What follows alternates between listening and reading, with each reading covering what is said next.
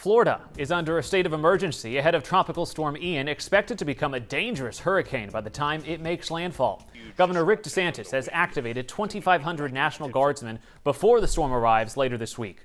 Residents are being urged to take precautions and prepare for the worst. Rick Damigella has the latest.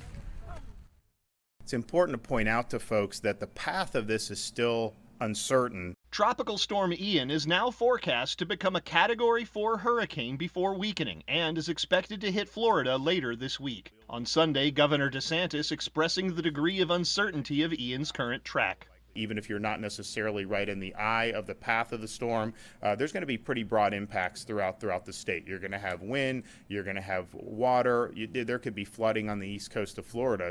Meanwhile, Floridians were out Sunday morning getting prepared. People could be seen in stores stocking up on generators, canned goods, water, and gas. In Tampa, residents were out filling up their sandbags, this scene all too familiar, reminding many of when Hurricane Irma struck the state in 2017. In Hurricane Irma, we over-evacuated residents by nearly 2 million people.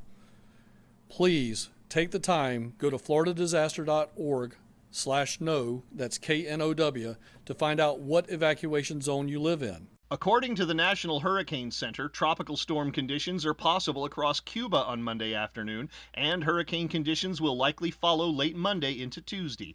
Back in Florida, local mayors are also sending a reminder to their residents. We want everyone to ensure that their emergency equipment, their hurricane shutters, their battery-operated radios. I encourage those that are not to always take a storm serious, because you can never estimate where that storm might turn, and we need to be prepared. Rick Damigella, KHOU 11 News.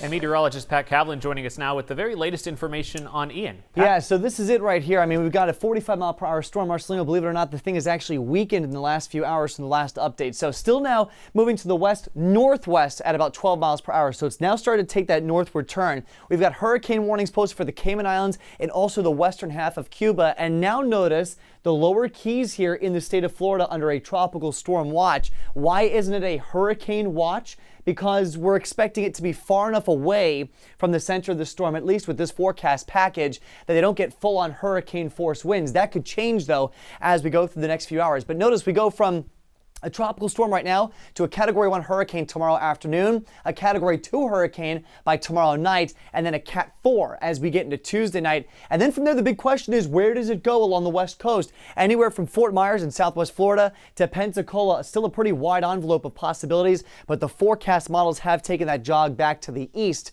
as opposed to where they were going a little farther west yesterday.